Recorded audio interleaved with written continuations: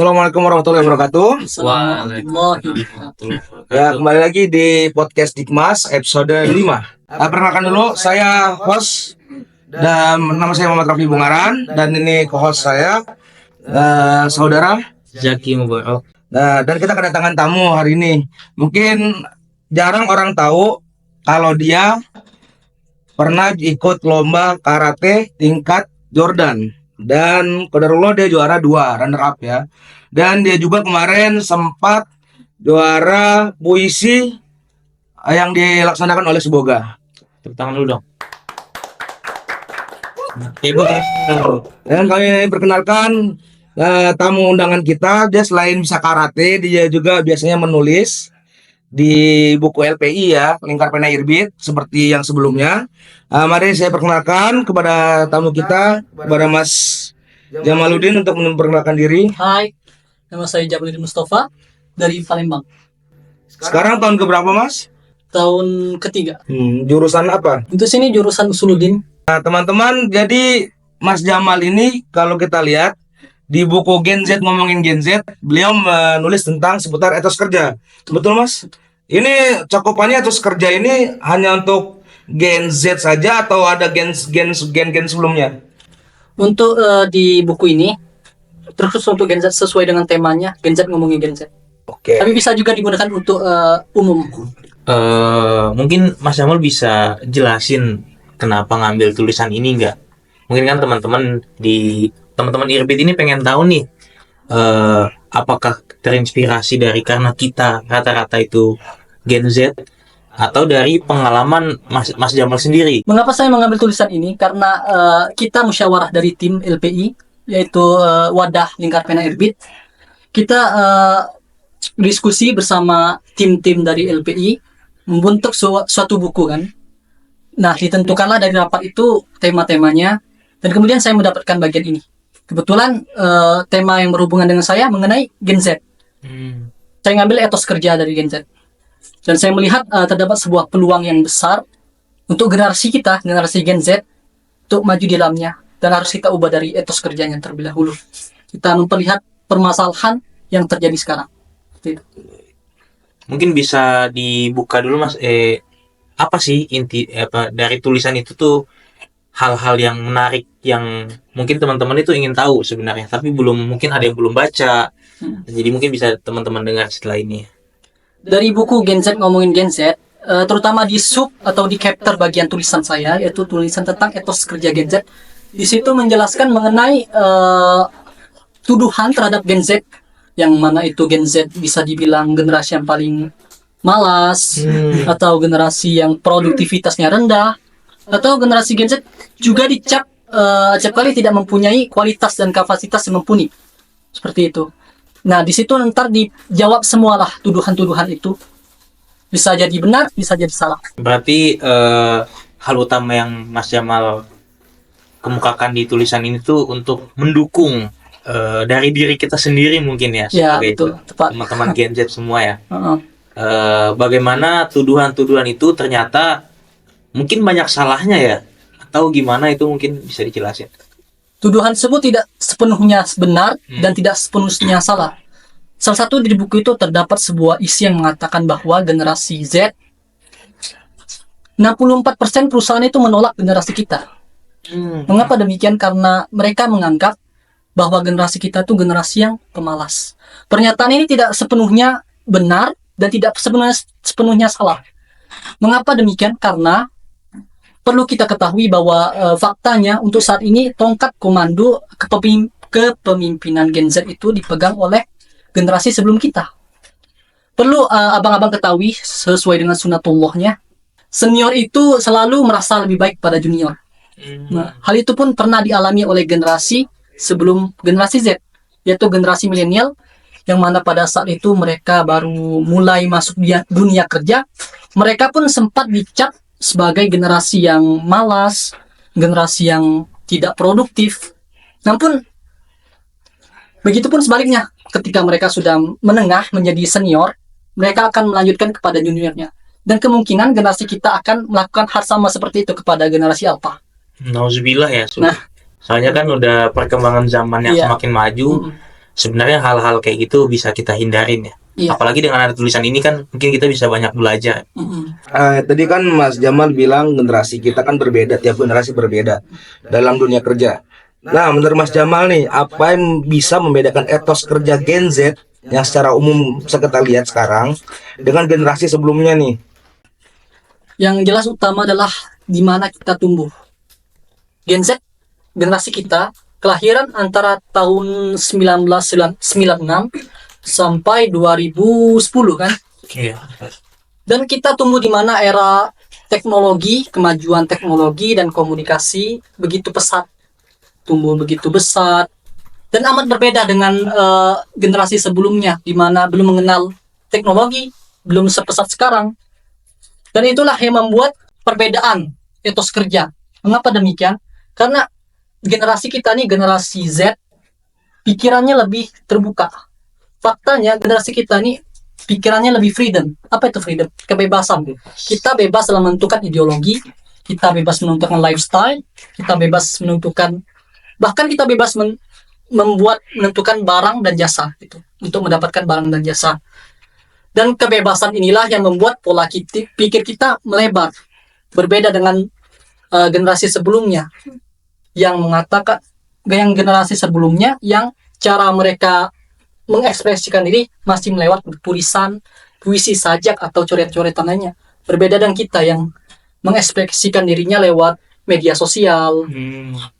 Jadi seperti itu, Bang. Jadi kalau berarti secara singkat, mungkin yang lebih disiplin antara Gen Z kebanyakan ya, yang saya bisa tangkap kayaknya lebih disiplin generasi sebelum kita. Iya.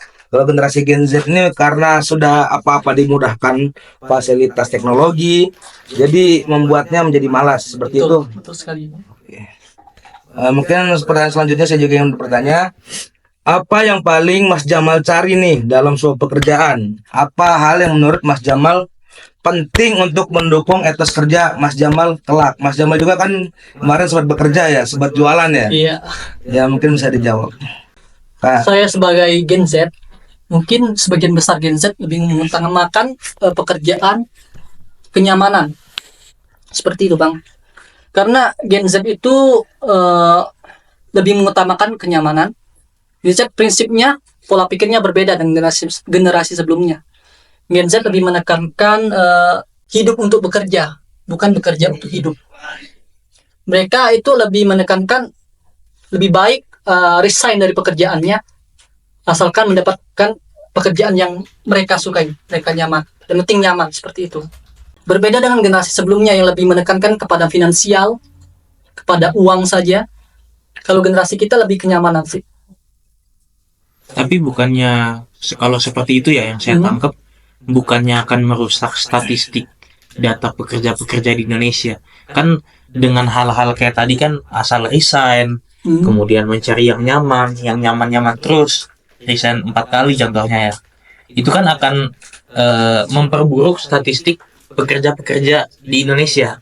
Sehingga statistiknya tuh kayak kelihatan naik turun. Jadi banyak pekerja tiba-tiba hilang pekerjanya. Nah, apakah itu nggak berdampak ke situ? Atau enggak? Atau mungkin Mas Jamal punya jawaban lain? Saya kalau saya tangkap itu sangat berdampak. Gimana? Berdampak bagi statistik negara tadi, bagi data negara.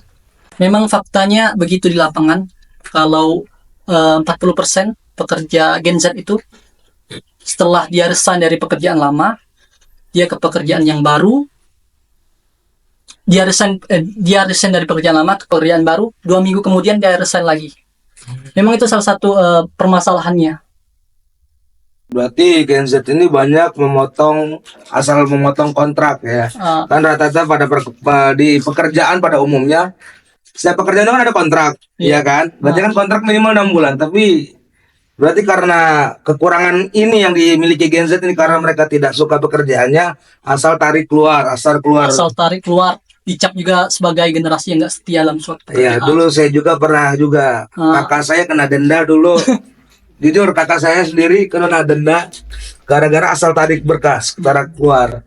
Jadi ya itu resiko yang mungkin yang dialami Gen Z ya, karena tidak disukai dengan pekerjaannya, asal tarik keluar ya. Itu nyambung tahu sama di Irbit itu. Ternyata saya punya teman nih, Dia tuh kemarin beberapa bulan yang lalu saya lihat dia kerja di Bang Jack.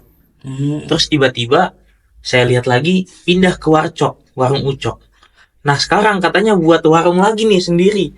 Nah, itu tadi uniknya Gen Z, dia mencari kenyamanan dan mencari peluang bisnis. Itu teman Anda Gen Z apa fosil itu? Itu inisialnya Hilal. Oh, Mas. Nah, mungkin kalian tahu ya. Ini kan masa nggak tahu. Abang-abang yang bisa bahasa Arab. Tapi itu akan merusak citra nggak sih? Iya. Gen Z itu dianggap sebagai udahlah kita nggak mau percaya kalian lagi gitu. Dan apa itu apa dengan banyaknya hal-hal seperti itu mungkin nggak ke depannya beberapa tahun kemudian, karena ketika kita nanti yang memimpin perusahaan mungkin 10 tahun lagi ya, generasi-generasi Z yang memimpin perusahaan, mungkin nggak kontrak kerja itu udah dihapus sistem. Kan sampai sekarang kontrak kerja di perusahaan tetap ada sampai saat ini. Mungkin nggak karena banyaknya hal tadi, karena Gen Z berpikiran freedom, dia menghapus sistem kontrak itu. Jadi tidak suka-suka kalian lah gitu. Gimana? Mungkin saja kalau kita memegang suatu perusahaan itu kita bisa mengatur gitu ya. Tapi bakal efektif nggak? Soalnya orang tanpa kontrak kerja itu akan kerja seenaknya. Kerja seenaknya seperti itu. Kita ada kontrak aja seenaknya, apalagi nggak ada kontrak, Mas. Makanya itu berbahaya nggak? Apabila ditiadakan tidak ada kontrak kerja itu, berarti kan Gen Z semakin merajalela itu. Siap kebijakan ada minus dan positifnya. Minusnya lebih fleksibel dan negatifnya seperti itu. Dan perlu teman-teman ketahui kalau Gen Z ini adalah surplus. Artinya generasi kita adalah generasi dengan jumlah pemuda yang paling banyak, seperti itu. Jadi bisa menyerap lapangan pekerjaan lagi. Dan uniknya Gen Z itu lebih menyukai hal-hal yang mandiri. Dia lebih suka membuat usaha sendiri, seperti itu, UMKM. Makanya sekarang banyak ya usaha Lebih fleksibel. Dia lebih suka bekerja di rumah, lebih online gitu. Dia mencari kenyamanan daripada di bawah tekanan. Lebih sulit diatur. Iya. Mas Bung agak sulit ya diatur ya. Oh enggak. Belum sangat Gen Z. Saya masih punya pekerjaan. Tapi Mas Bung ini saya dengar dia punya pekerjaan online itu. Masya Allah. Di dari rumah. Masya Allah ya. Masya Allah. Ini itu ya. Anda nggak sih kerjaan dan self lah. Nah, tadi kan berarti kan Gen Z ini kan apa yang menjadi prioritas utama Gen Z dalam memilih pekerjaan? Ini lebih spesifik lagi kan? Dan bagaimana hal ini mempengaruhi etos kerja mereka? Yang pertama, ya seperti yang saya katakan tadi, Gen Z lebih menekankan kenyamanan dalam bekerja. Iya. Dan untuk etos kerja, yang pertama tergantung lingkungan masing-masing. Nah, kita sebagai Gen Z harus mulai membiasakan kebiasaan yang buruk yang kita punyai, seperti ngaret kita kurangin, indisipliner, atau menyia-nyiakan waktu. Lebih kita kurangi sebagai Gen Z, karena itu salah satu kelemahan kita. Misalnya kita kan, kelemahan Gen Z ini sekarang budaya ngaretnya sangat mendarah daging gitu. Wah, sangat kental tuh. Kita janjian buat nongkrong aja bisa ngaret setengah jam, padahal janjian buat nongkrong. Kita ubah dari hal yang kecil dulu, kita ubah dari mulai dari janjian nongkrong atau mulai dari janjian belajar bareng gitu. Misalnya ketika kita ditanya sudah di mana, kita bilang OTW, taunya masih tidur. Nah, budaya ngaret itu sangat melekat pada Gen Z. Dan untuk meningkatkan etos kerja Gen Z, kita mungkin lebih meningkatkan motivasi kita. Perbedaan cara pola pikir Gen Z itu sangat berbeda dengan cara pola pikir generasi sebelumnya. Itu terlihat ketika Gen Z memiliki uang, mereka akan cenderung lebih foya-foya, lebih mencari pengalaman. Mereka pikir pengalaman adalah segalanya. Mumpung usia muda, kita cari pengalaman. Berbeda dengan generasi sebelumnya, generasi X dan Y, mereka menekankan kita tabung dulu, kita nikmatin di hari kemudian. Bersakit-sakit dahulu, bersenang-bersenang kemudian. Kalau Gen Z enggak, Gen Z bersenang-senang dahulu, Sakitnya nggak pernah. sakit-sakit nanti. Karena dia menempatkan pengalaman adalah segalanya. Kalau Gen Z, kalau sebelumnya nggak, harus sabar. Generasi sebelumnya sabar sekali. Kalau kita nih lebih suka cenderung yang instan, seperti itu. Sebenarnya keduanya cara pola pikir itu bagus, ada sisi negatif, sisi positifnya. Tergantung cara kita memandang. Itu Bang. Oh, jadi kan berarti kan pola pikir berarti kan itu dari motivasi internal ya. Iya. Mungkin kalau untuk mempengaruhi etos kerja dari eksternalnya mungkin seperti apa biar Gen Z ini yang tidak seperti yang dibilang Mas Zaki tadi, asal masuk kerja keluar, asal masuk kerja keluar. Siapa tuh Mas? Ya, abang-abang itu. Inisial? Ya, jangan lanjut ya. Itu biasanya Gen Z faktor umur karena usianya masih muda, masih 20-an lah. Jadi keinginannya itu untuk mencari kenyamanan lebih besar. Seiring waktu, Gen Z ini akan memiliki keluarga atau memiliki apa, mereka akan berpikir, mungkin generasi Gen Z akan berpikir mereka akan menghidupi keluarga. Itu mungkin faktor umur. Oh, berarti semakin bertambahnya umur, mereka akan berubah dengan sendirinya seperti itu. Semakin belajar. Semoga semakin belajar dari pengalamannya. Nah, bagaimana pertanyaan kedua nih, pandangan Gen Z terhadap keseimbangan antara pekerjaan dan kehidupan pribadi, dan bagaimana ini berpengaruh pada cara mereka bekerja? Nah, itu dia menjadi permasalahan Gen Z. Karena teknologi informasi dan komunikasi semakin maju, membuat Gen Z lebih betah bekerja di rumah. Ya kan? Iya. Akhirnya dia lebih milih bekerja di rumah dan mencampur adukan kehidupan pribadi dan kehidupan pekerjaan. Jadi terjadilah rabun atau suram. Iya. Sulit membedakan mana pekerjaan pribadi, mana pekerjaan rumah. Iya. Jadi itu salah satu tantangan Gen Z untuk menyelesaikan masalah tersebut. Sulit karena apa? TIK semakin maju gitu kan. Lebih baik kita memanfaatkan TIK. Berarti teknologi yang berkembangnya teknologi sekarang seharusnya nggak mematikan kita, nggak mematikan ide-ide. Betul, nggak mematikan ide tapi kita, malah justru memanfaatkannya. Oke. Saya setuju tuh Mas. Apa peran nilai sosial dan keberlanjutan dalam membentuk etos kerja Gen Z? Dan bagaimana mereka ingin perusahaan tempat mereka bekerja berperilaku? Apakah perusahaan harus mengikuti apa yang Gen Z inginkan? Apakah Gen Z harus taat aturan perusahaan? Peran sosial. Perlu diketahui kalau Gen Z itu salah satu generasi yang sangat toleransi tinggi. Kenapa demikian? Karena di era Gen Z itu semua informasi masuk ke Gen Z, semua budaya luar masuk ke Gen Z, semua hal-hal yang baru masuk ke Gen Z. Otomatis generasi Z dapat menerima perbedaan itu karena dia sudah terbiasa. Berbeda dengan generasi sebelumnya yang mungkin intoleran. Toleransinya nggak sebesar generasi Z. Karena mereka nggak terbiasa dengan budaya luar yang masuk ke dalam. Dia stuck, terkejut.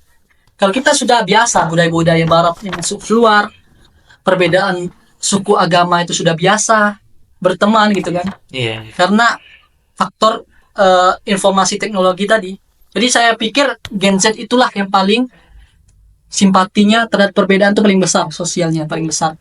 Apakah perusahaan yang harus ngikutin kemauan dia sebagai kebebasan dengan segala inovasi dan kreasi, atau Gen Z maunya Gen Z itu begitu, tapi Gen Z gak bisa. Soalnya mereka masih di bawah. Otomatis Gen Z benar.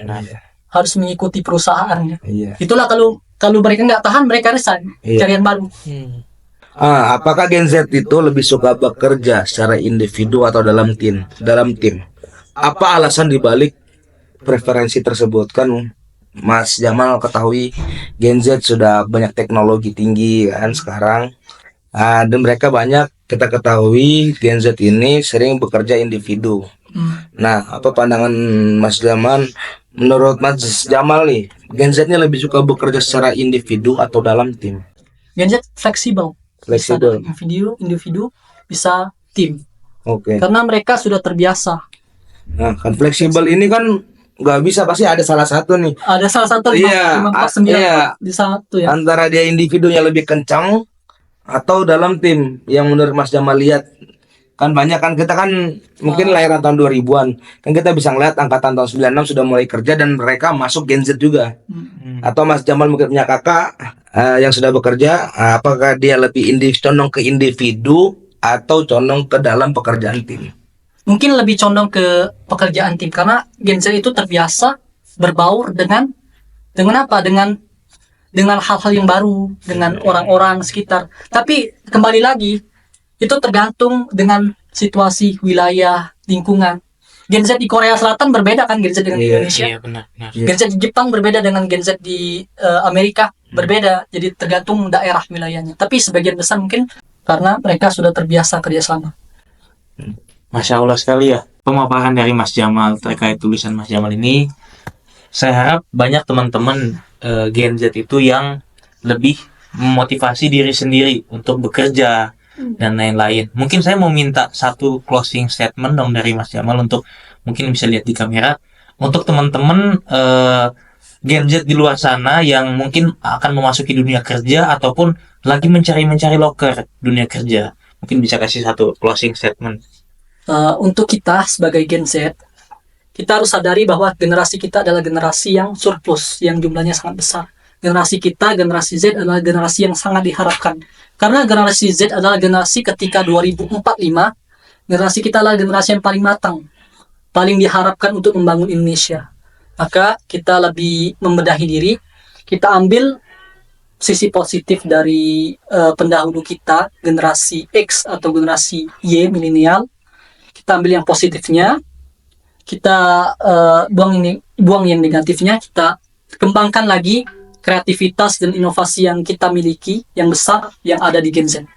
Seperti itu, karena kita adalah salah satu harapan bangsa. 2045 kan Indonesia emas kan? Indonesia Emas. Nah itu siapa yang paling yang paling emas umurnya, yang paling matang umurnya? Gen Z. Tentu aja kita yang paling diharapin. Mulai dari sekarang kita berbenah diri. Itu. Oke teman-teman, mungkin sudah lewat waktunya juga. Kami sangat terbuka pikiran di diskusi kali ini, di podcast kali ini, dan saya harap bukan cuma kami yang terbuka pikirannya, tapi teman-teman khususnya di kawasan Irbit yang terbuka pemikirannya untuk selalu positive thinking tentang generasi kita sendiri. Mungkin itu saja ya. Terima kasih juga tentang materinya Mas Jamal pada malam hari ini, sangat bagus, sangat menginspirasi kami semua. Terima kasih. Ya, mungkin kami tutup ya. Iya. Wabillahi taufiq wal hidayah.